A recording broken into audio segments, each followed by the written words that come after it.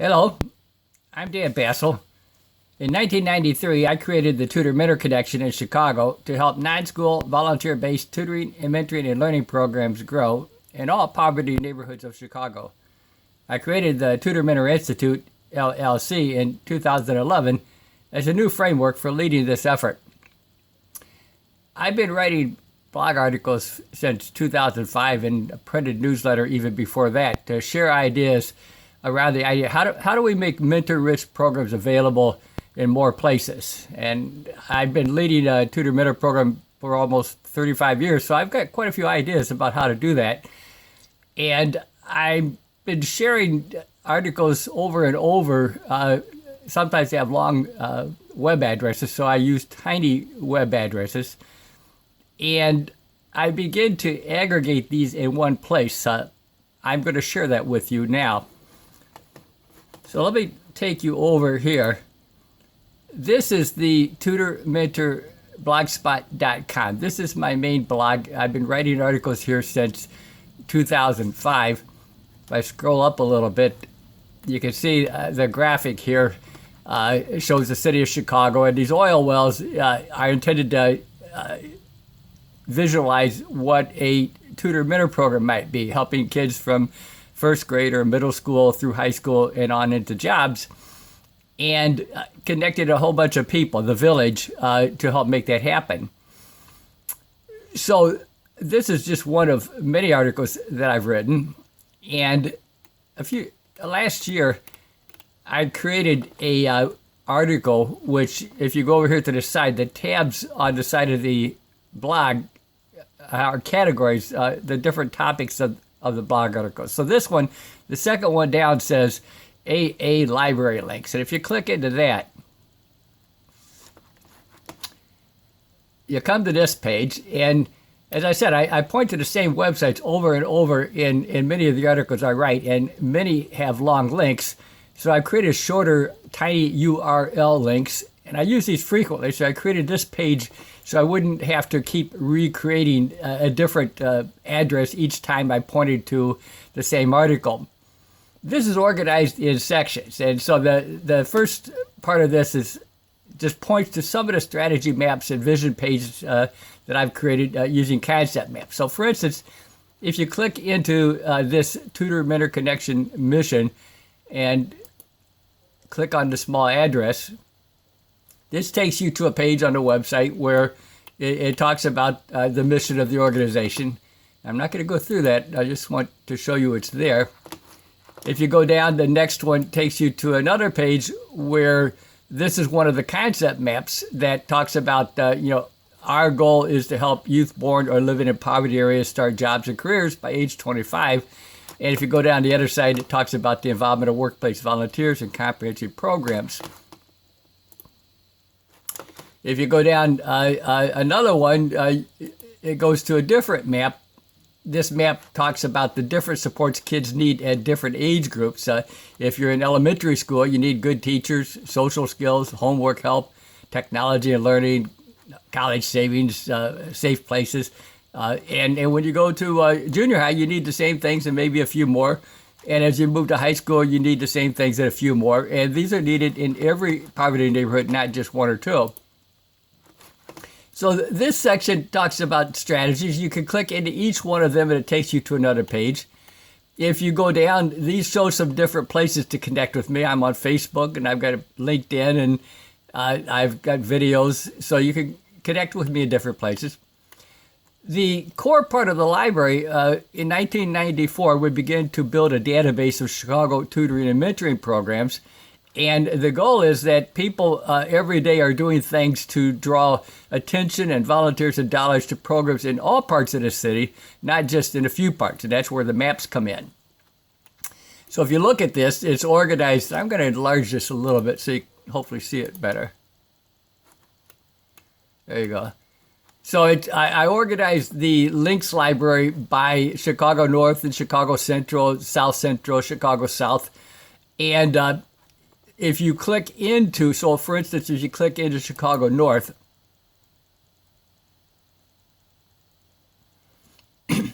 This takes you to a web library on the TutorMentorConnection.org website. Now, it's important that when you go to these pages, and there's a lot of links that will point to this, you need to scroll down because the list of links is at the bottom.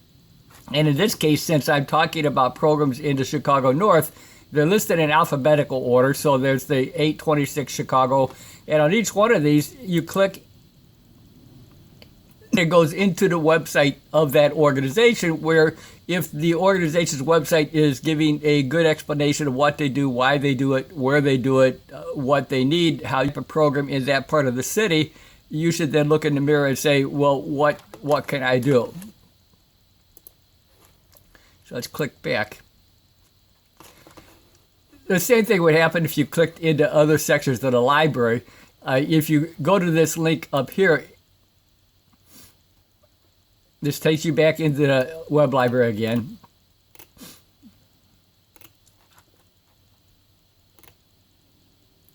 And if you scroll down, you see the different sections, Chicago Central, South Central, North Central. And again, if you click into any one of those sections, it shows you these different organizations in that part of the library.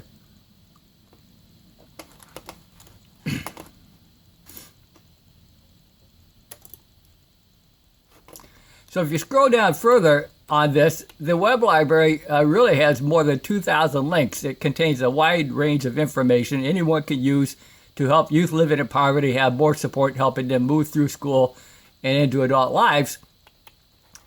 This link right here takes you to a different section of the web library.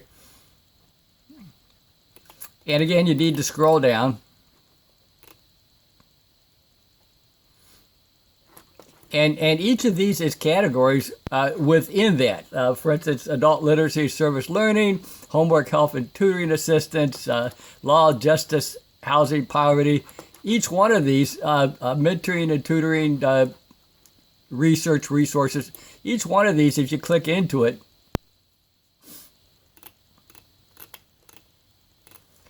has subsections.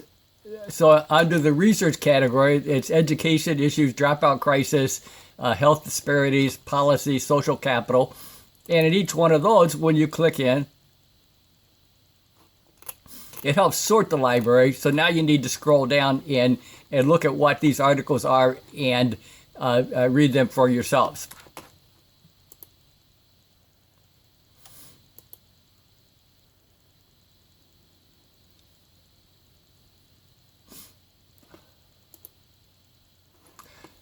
So with this blog article, I've organized this into sections, and the first section is resources for tutoring and mentoring, and homework help, and Black History Month and mentor training. Each one of these points to a section of the web library.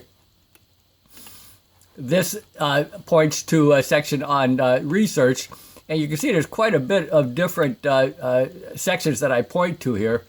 For instance, if we were looking for poverty research, if you clicked on this link, go back to the library, scroll down again, and all of these are articles related to poverty. Here's a cost of poverty study done by Miami-Dade County in 1995. Here's an article about generational poverty. Here's a map showing segregated school districts in the United States. All of these collectively, if you read them over time and talk about them with groups of people, build organizational knowledge that you better understand the problems we're dealing with. Since we're talking about helping nonprofit organizations, a major part of this library has information related to fundraising and philanthropy. So again, if you click down, this first link, for instance, we won't go to that. Let's go further down.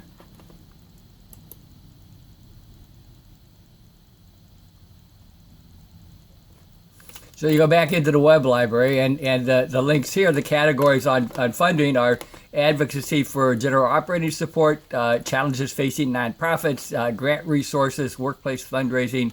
There's quite a few links in here that could be used by any organization to help them build a stronger resource development program for their own organization. It also can be used by funders and donors to help them make sure that funding was flowing to all of the different nonprofits operating in different high poverty neighborhoods of any city. If you scroll further down, you can see there's quite a bit of information in this web library. There's also, as you go further down, I've written a number of illustrated essays to try to show ways people beyond the nonprofit organization could help tutoring and mentoring programs grow in high poverty neighborhoods. And these are illustrated in short PowerPoints. So for instance, this collaboration goals, if you click into this link, this takes you to an article I've hosted on scribe.com where if you go down, then you can read this article, you can pull it up within a group of people, and you can talk about it. What are they talking about here? What does this mean? What is it we could do to use these ideas to help youth programs grow in neighborhoods of our own city?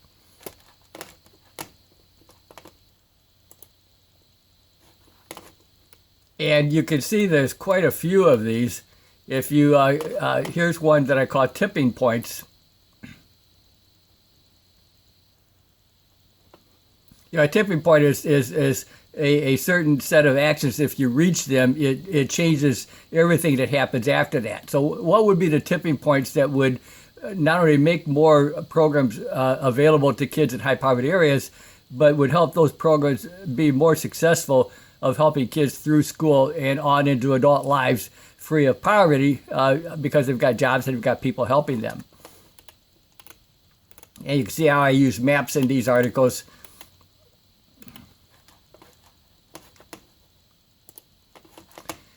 Scroll down further, and you can see that SlideShare presentations. I've put quite a few of the articles that I have on Scribe in SlideShare. So if you click on a link on SlideShare, it's a different way of presenting the information.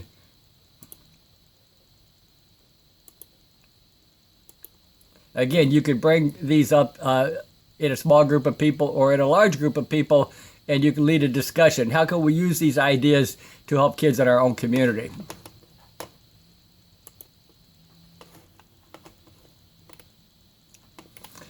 So scroll further down, and I also use concept maps. So I showed you a concept map at the start of this presentation.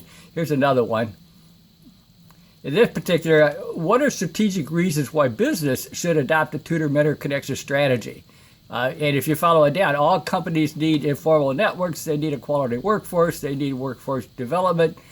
Quality workforce enhances business productivity, improves profits and growth potential. And at many companies, the issues are part-time workforce, cost of poverty, high cost of hiring, high cost to lead and lower profits, high worker turnover, reduced capacity. And so if you follow this through, the map leads you into a discussion of issues relative to the company, and then reasons why the company benefits if they support a tutor-mentor connection strategy.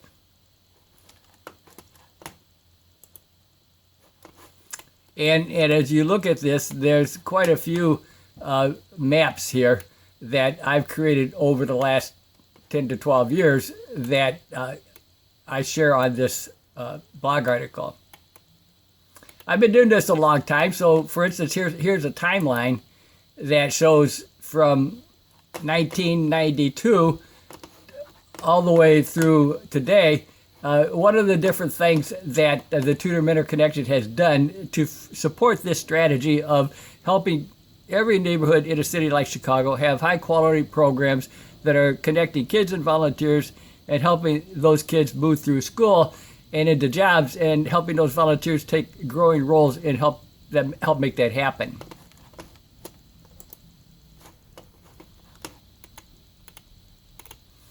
I also host ideas on another blog, the Mapping for Justice blog.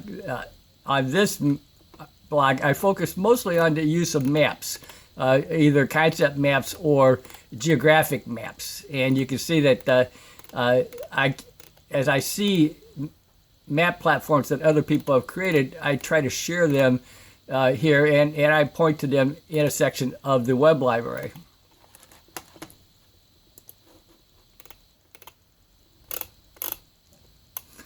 So there's quite a bit of information available to you that you can access at any time just by going to this blog article. You can bookmark the link and come back to it often, and you can be looking at the same ideas that I'm sharing in a variety of ways with people in Chicago and around the country and around the world, with a collective goal of how do we help more kids that are born or living in poverty areas have support systems that help them through school and into jobs and careers.